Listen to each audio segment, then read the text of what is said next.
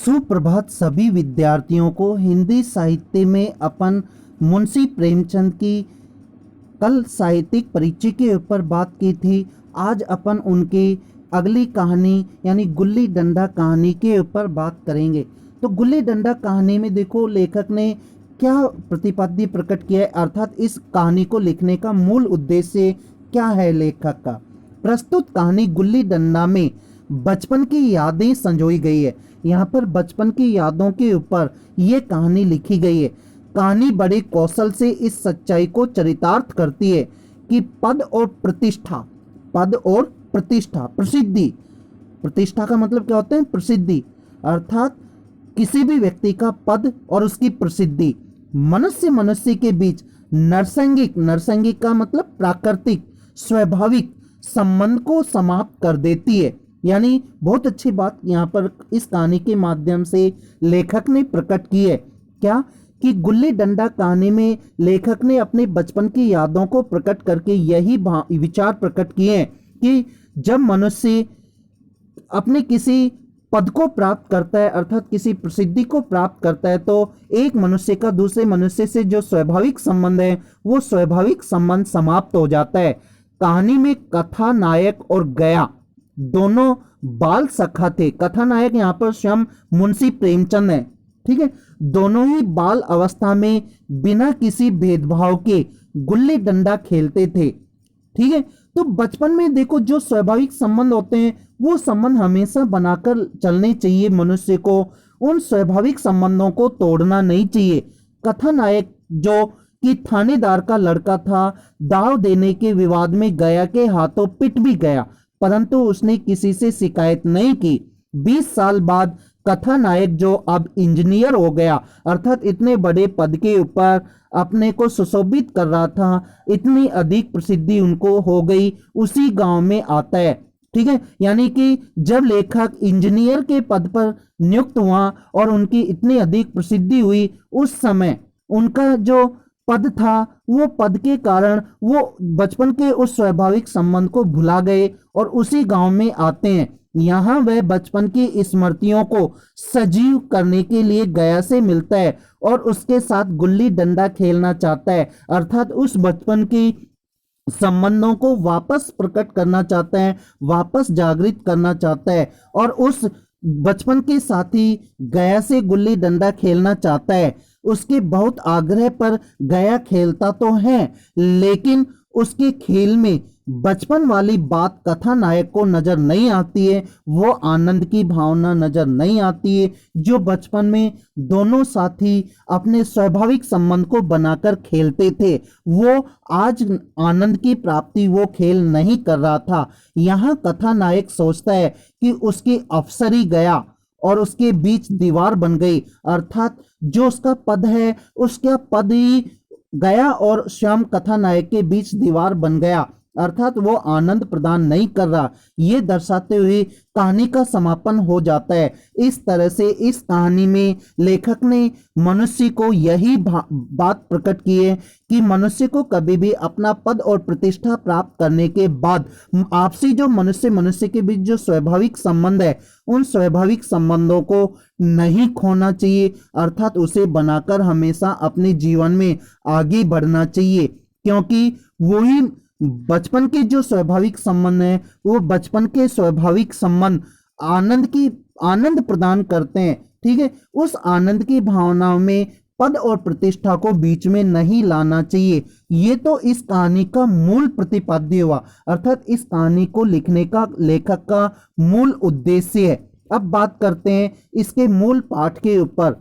हमारे अंग्रेज दोस्त माने या ना माने, मैं तो यही मानूंगा कि गुल्ली डंडा सब खेलों का राजा है। उस समय देखो भारत माता गुलामी के जंजीरों में जकड़ी हुई थी, अंग्रेजों का अधिकार था, अंग्रेजों का वर्चस्व था और उस समय अंग्रेजों के अनुकूल ही प्रत्येक कार्य किया जाता था। लेकिन यहाँ पर लेखक कहता है कि पढ़े लिखे या आज के जो नवयुवक हैं उस खेल को स्वीकार करें या न करें, लेकिन मैं तो उस गुल्ली डंडा जैसा खेल जो सब खेलों का राजा है, सर्वश्रेष्ठ है, अर्थात गरीब व्यक्ति भी खेल सकता है, अमीर व्यक्ति भी खेल सकता है। इस खेल में आपसी द्वेष की भावना उत्पन्न नहीं होती है, आर्थिक हानि भी अत्यधिक नहीं होती है। अब भी कभी लड़कों को गुल्ली डंडा खेलते देखता हूं तो जी लोटपोट हो जाता है। यानी मुहावरे युक्त भाषा का उपयोग किया है यहाँ पर लेखक ने। लोटपोट होना अर्थात आनंद से अत्यधिक आनंद का अनुभव करना, अर्थात अत्यधिक प्रसन्नता को प्रकट करना। तो लेखक कहता है जब कभी मैं आज बचपन के उन खेल को याद करता हूं, अर्थात लड़कों को गुल्ली डंडा खेलते देखता हूं, तो मेरा मन अत्यधिक प्रसन्न होता है। जी का मतलब मन, इनके साथ जाकर खेलने लगूं और मन करता है आज लेखक का कि उन बच्चों के साथ गुल्ली डंडा का खेल वापस खेलूं। न लॉन की जरूरत है, न कोर्ट की जरूरत है, न नेट की, न थापी की, मतलब किसी उपकरण की आवश्यकता नहीं है। अत्यधिक महंगे उपकरणों की भी आवश्यकता इस खेल में नहीं होती है। मजे से किसी पेड़ से एक टहनी काट ली, गुल्ली बना ली और दो आदमी भी आ गए तो खेल शुरू हो गया। इस खेल में अत्यधिक पैसा खर्च नहीं होता है, अत्यधिक व्यक्तियों की आवश्यकता नहीं पड़ती है। कम व्यक्तियों में, दो व्यक्तियों में भी इस खेल को प्रारंभ किया जा सकता है। ठीक है, तो इस तरह से लेखक ने गुल्ली डंडा जैसे खेल को सर्वश्रेष्ठ बताया है। ठीक है, अपने बचपन के उस आनंद को प्रकट किया है यहाँ। विलायती खेलों में सबसे बड़ा ऐब यह है, ऐब का मतलब नुकसान, कमी, खराबी। ठीक है, विलायती यानी विदेशी जो खेल हैं, जो और भारत की संस्कृति के अनुकूल खेल नहीं है, उनका सबसे बड़ा ऐब ये है, उनकी सबसे बड़ी कमी ये है कि उनके सामान बड़े महंगे आते हैं। ठीक है, खेलने की जो सामान होते हैं वो बड़े महंगे होते हैं। जब तक कम से कम 1 सैकड़ा खर्च नहीं हो जाता, 100 रुपए खर्च नहीं हो जाते, खिलाड़ियों में शुमार नहीं हो सकता, शुमार का मतलब गिनती, खिलाड़ियों में गिनती नहीं हो सकती, तब तक वो खेल प्रारंभ होता ही नहीं है। किसी में 11 खिलाड़ी, किसी में अत्यधिक खिलाड़ी। तो कहने का मतलब गुल्ली डंडा इन सभी खेलों से सर्वश्रेष्ठ है। यहाँ गुल्ली डंडा है कि बिना हर फिटकरी के, यानी कि बिना किसी खर्चे के, हर फिटकरी का मतलब बिना किसी खर्चे के, मुहावरेदार भाषा है, आम बोलचाल की भाषा का लेखक ने उपयोग किया है। चोखा रंग देता है, अत्यधिक आनंद प्रदान करता है। पर हम अंग्रेजी चीजों के पीछे ऐसे दीवाने हो रहे हैं कि अपनी सभी चीजों से अरुचि हो गई है, अर्थात हम विदेशी संस्कृति का अनुसरण कर रहे हैं, विदेशी संस्कृति के अनुकूल अपना जीवन यापन कर रहे हैं, जिसके अनुरूप हम अपनी भारतीय संस्कृति को खोते जा रहे हैं। अपनी भारतीय संस्कृति के जो खेल हैं, जो आनंद है, उनको खोते जा रहे हैं। इसलिए लेखक ने यहाँ पर इस लाइन के माध्यम से चिंता भी प्रकट की है कि मनुष्य, आज भारतीय जो मनुष्य है, वो भारतीय संस्कृति को क्यों खोता जा रहा है, अर्थात क्यों विदेशी संस्कृति के पीछे लगा हुआ है। स्कूलों में हर एक लड़के से 3-4 रुपए सालाना केवल खेलने की फीस ली जाती है। देखो आज के समय ऐसा होता है, किसी को यह नहीं सूझता कि भारतीय खेल खिलाएं। कोई स्कूल ऐसा नहीं है जो भारतीय खेलों को महत्वता दे, जो बिना दाम कोडी के खेले जाते हैं, अर्थात अत्यधिक आर्थिक हानि के बगैर भी खेली जा सकते हैं। अंग्रेजी खेल उनके लिए जिनके पास धन है, अर्थात अमीर है, अमीर व्यक्तियों के लिए अंग्रेजी खेल होते हैं, गरीब व्यक्ति के लिए अंग्रेजी खेल नहीं होते हैं। इसलिए भारतीय संस्कृति के जो खेल हैं वो भी गरीब लोगों के अनुकूल ही होते हैं। गरीब लड़कों के सिर क्यों यह व्यसन मरते हो, अर्थात व्यसन का मतलब खर्चा।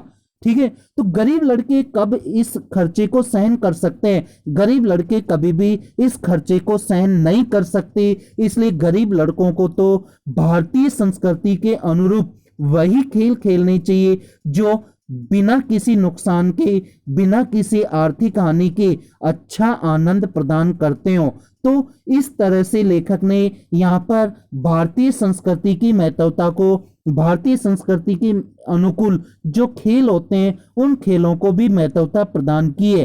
ठीक है, गुल्ली डंडा से आंख फूट जाती है, अर्थात कोई शारीरिक हानि हो सकती है।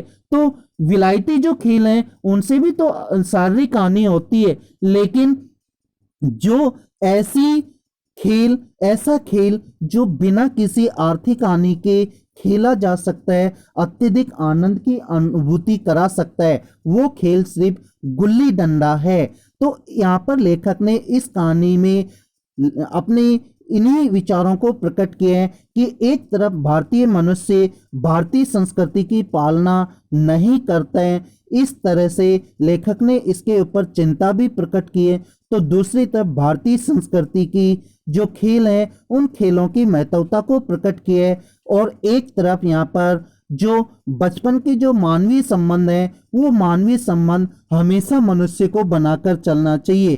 ठीक है, तो यहाँ देखा जाए तो भारतीय संस्कृति के अनुरूप जो खेल हैं उन खेलों की महत्वता को प्रकट किया है। आगे बात करेंगे हम भारतीय लोगों के जो बचपन के स्वाभाविक जो संबंध है वो स्वाभाविक संबंध किस तरह से आनंद प्रदान करते हैं, वो अगले गद्य में बात करेंगे।